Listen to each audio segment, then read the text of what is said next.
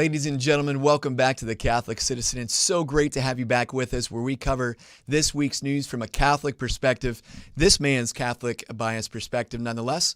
But on this week's show, I'm super excited. We have a special announcement right after the break where you're going to be able to become a part of the show. It's going to be absolutely fantastic.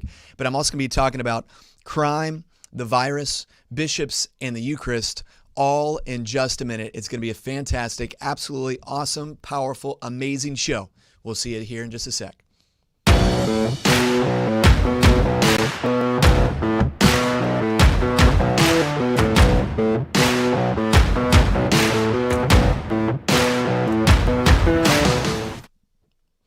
All right, folks, first and foremost, I promised you a special announcement, and here it is. Now, for this show, which I do for free because I think it's absolutely amazing, fantastic. I love doing it. I love talking about the news, love talking about politics. I love the conversations that I have offline with people about all these issues. I want to encourage you to become a part of the show, and we need your help to do just that because this show actually can't continue unless we have you and your support and your help.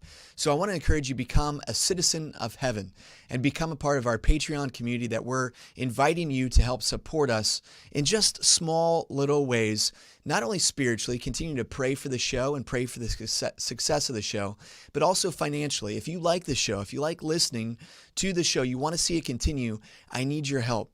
And that can be a small donation at just $3. You can join us at our level, our membership level, at the Compassionate Conservative level, something that I've named after former President George W. Bush, who coined the term compassionate conservative. Or you can join us all the way up at the $1,000 level, the Abraham Lincoln Save the Union level, because we know the Union is in trouble today. You can find all this information about joining our membership at thecatholiccitizen.com.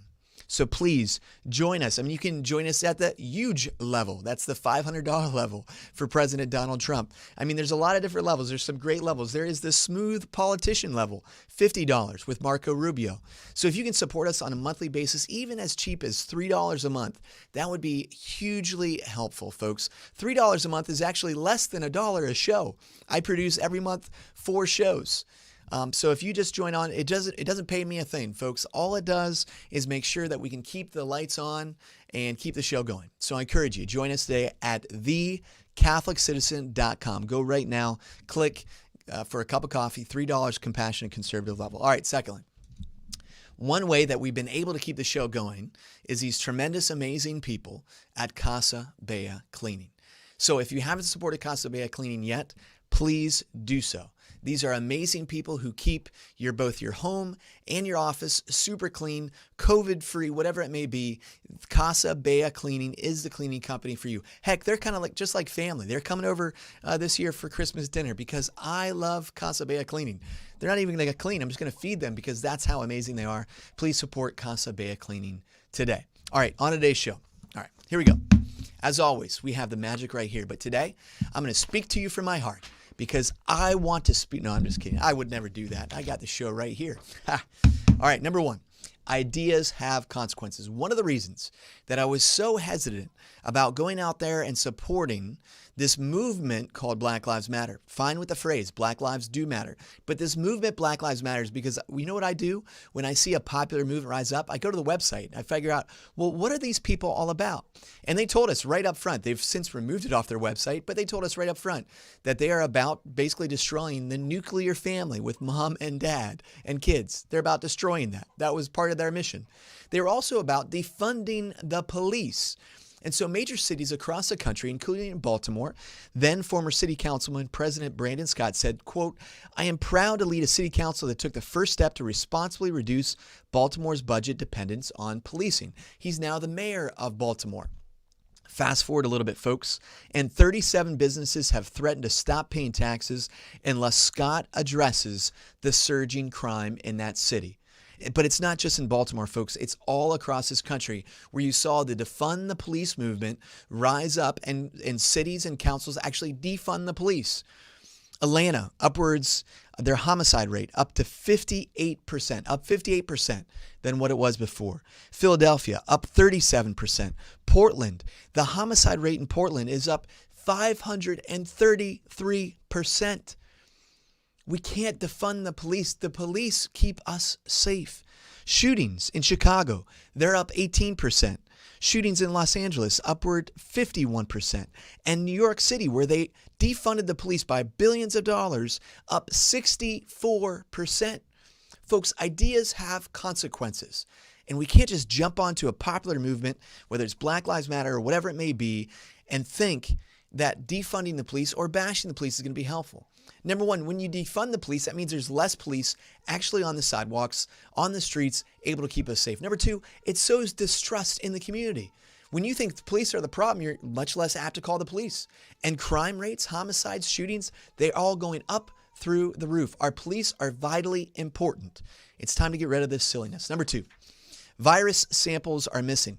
On Wednesday, June 22nd, the CNN network, yes, this came from CNN, scientists investigating the origins of the coronavirus pandemic might be working with the wrong samples because some early samples of the virus submitted by Chinese researchers were deleted from a shared database. An expert in the evolution of viruses says.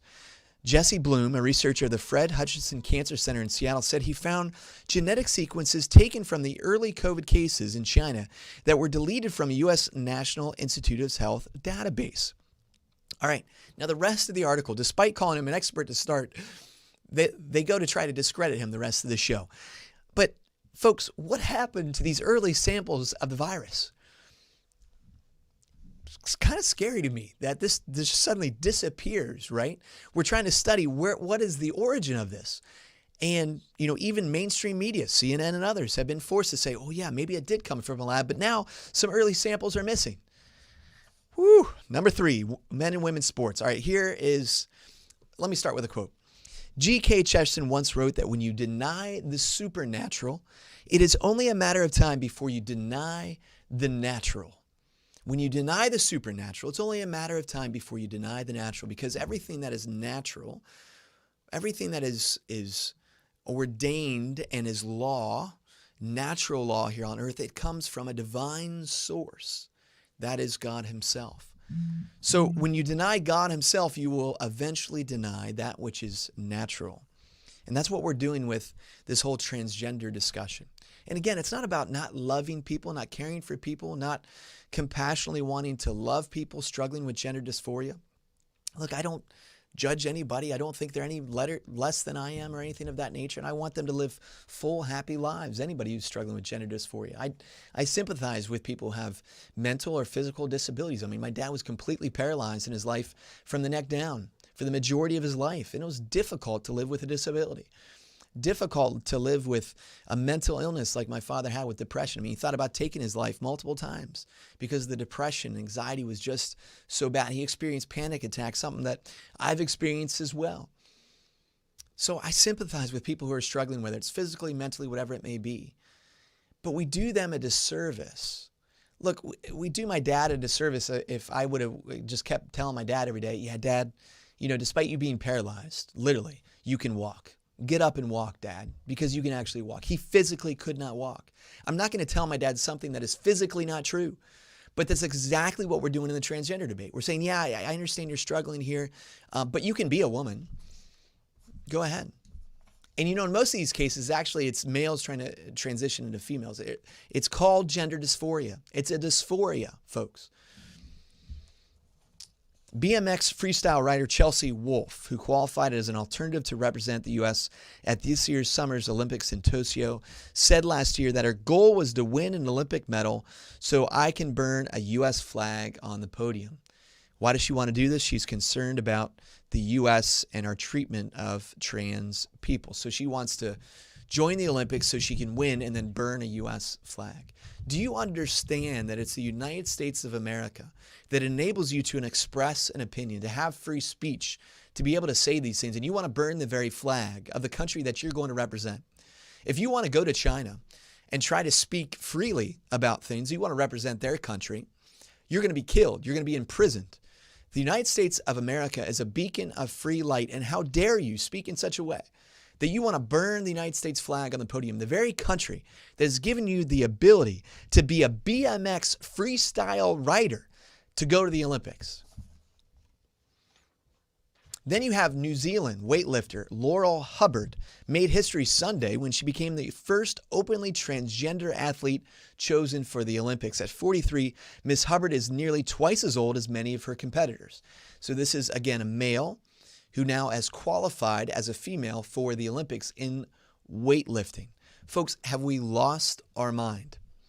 She transitioned at age 35 and then rose to the top ranks of international women's weightlifting after a solid but unspectacular career as a junior male lifter. So she, quite frankly, couldn't cut it as a male weightlifter. Wasn't winning any golds. So now she switches teams, if you will. She goes to the female side, and now she qualifies for the Olympics. A British group tweets about this. Just think about it for a moment. A testosterone-fueled puberty provides such a large physical advantage in weightlifting that someone can still qualify for a female category at the Olympics at the age of 43 after breaking their arm. So she broke her arm. He broke her arm. This is just getting confusing. He broke his arm, but he still qualifies for the Olympics in weightlifting. I wonder why. Now, the Olympics committee said, well, look, she qualifies for the testosterone level you need to be at. It doesn't change his male skeletal structure. It doesn't change the fact that he went through puberty as a male, that his body is physically, naturally, scientifically, biologically different than a female's. As Jenna Powell, sponsor of legislation here in Ohio to save women's sports, said, we're seeing the destruction of women's sports play out right before our very eyes. All right, in a session just yesterday, thankfully, some good news. The Ohio House passed the Save Women's Sports Act as an amendment. Then it got defeated in the Senate, so I don't know where exactly it's going to be at, but there are some people, Jenna Powell and others, thank you for fighting at the State House to save women's sports. Aaron Baer from CCV, appreciate all the work that you're doing down there. Aaron Martin, who testified at the State House, said this, look, keeping women's sports and events exclusively for women has nothing to do with oppressing people who want to identify or transition from males to females. What they want to do outside of sports is their business. 100% agree. Excuse me. But when it will cost female athletes that opportunity to advance to win a competition, to advance in a championship series, a college scholarship, or a spot on an Olympic team, why should that transgender athlete matter more than the female athlete? How is that fair? How is that equitable? And folks, here's what's happening on a spiritual level in all these issues when we're talking about, the transgender debate, the sexuality debate. I mean, it's Pride Month, and we've just kind of lost this. Again, we've abandoned the supernatural, so we've abandoned the natural as well. Look, my body, all in and of itself, makes no sense by itself. The male body, just if you have a male body, look at yourself. Just by itself, it doesn't make any sense. But it complements another body, the female body, that they naturally complement one another and they actually go together. They literally fit together. And their fitting together produces progeny, the future of the species. It's how we are naturally designed. And when we ignore the natural design, the teleos of our bodies, the end goal of our bodies, then of course, where have we gone? We've gone to deny the very nature, the very reality that we have a body which is either male or female. This is the natural course of philosophical thought when you deny that marriage exists between a man and a woman. You need to break that down at its core. You can't stop at that because we know that argument is not going to last unless there is no male and female, unless there's 58 different genders. Then you can begin to start to destroy this thought about what marriage ultimately is. This is the battle that Sister Lucia and others have prophesied about that the church would face. The battle over marriage and the family, we're in it right now. But what is happening here? Well, in 1992, let's go back a little bit. Justice Anthony Kennedy said this in Planned Parenthood versus Casey. He was making an argument about individuals' liberty, rights, the right to privacy, and the Constitution, all those things, which, oh, by the way, is made up. But he writes this in this decision, quote, at the heart of liberty is the right to define one's own concept of existence, of meaning, of the universe, and of the mystery of human life. So a justice on the Supreme Court of the United States says, you have the right to define your own concept of existence, of meaning, of the universe, and of the mystery of the human life. That doesn't exist in something outside of you and exists in you. Okay. All right. Kennedy's statement sums up our moral dilemma today. My friends, on all of these things, we are not the determiners of our existence. You didn't bring yourself into existence. You were brought into existence by something greater than you, by the love of a mom and a dad and the gift of God, who is the creator of all. Because your mom and dad, they didn't create themselves either. We come from a higher power and we serve a higher power. Look, science is very clear today that the universe, this entire thing, this entire project we're in, it began with a starting point, that there was a point. If you don't believe me, go look it up. There's a starting point to all of this. Matter and mass, they had a beginning where there was a point in the universe where there was no universe, there was nothing.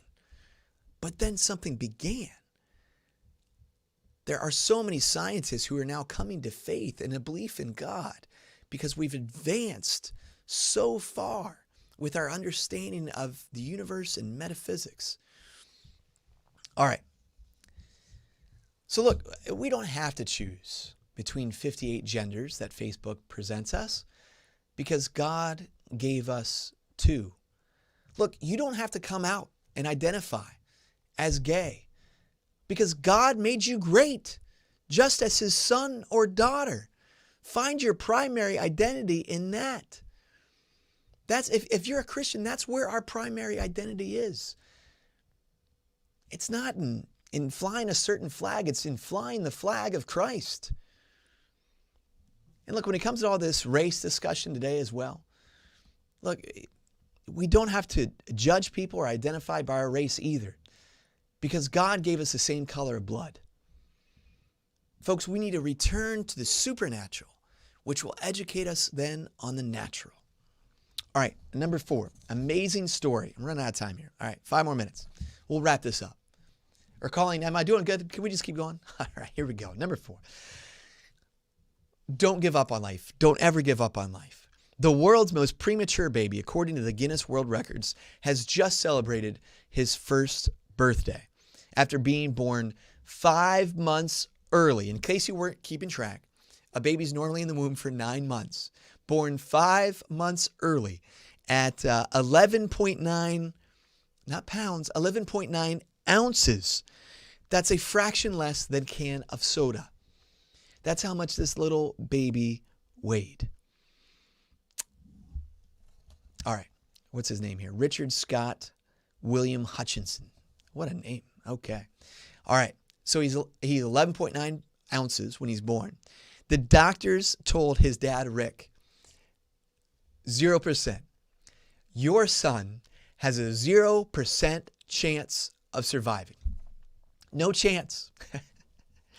No chance of surviving. Boy, they don't know our God, do they? He's alive. He just celebrated his first birthday. Don't ever give up on life. But folks, these are the same babies that your president of the United States of America right now, your president who claims the Catholic faith as his own, says they should be allowed to be killed, murdered in the womb.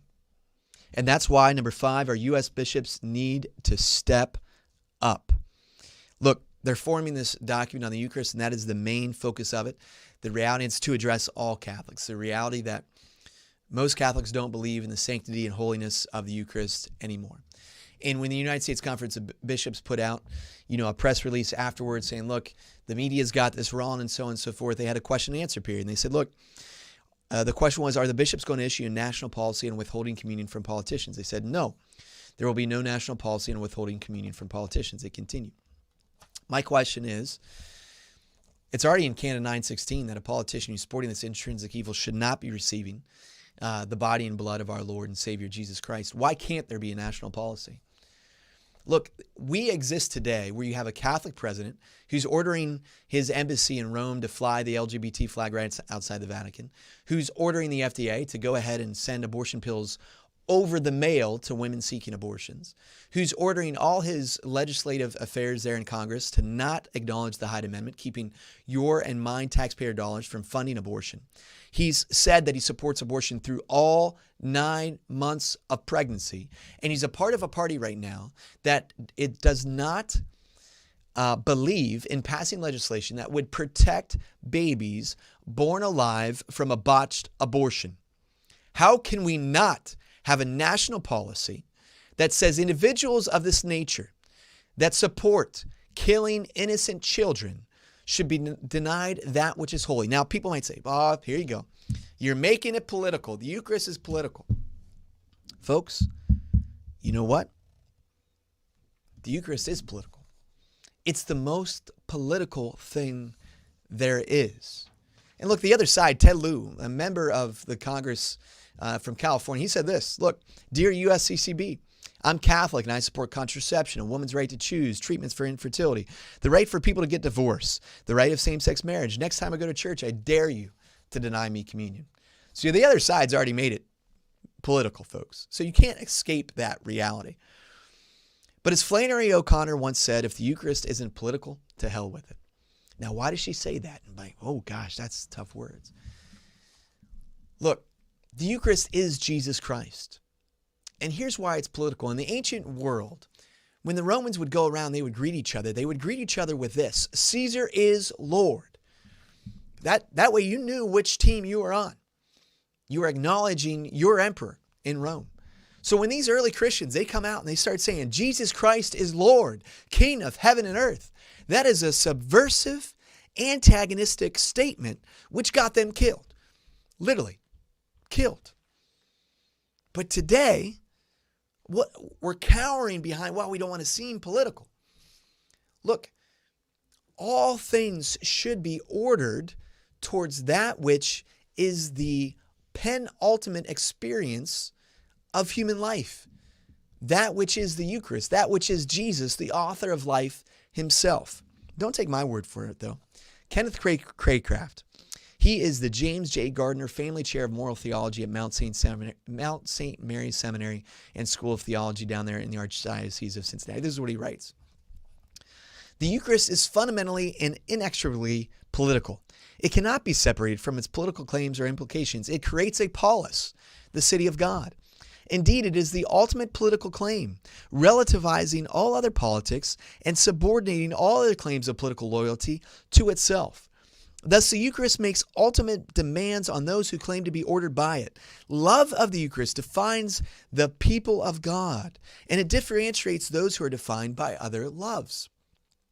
Those whose lives are not ordered by, around, and towards the Eucharist, therefore, are those whose lives are defined by some other love than Christ, who is present there.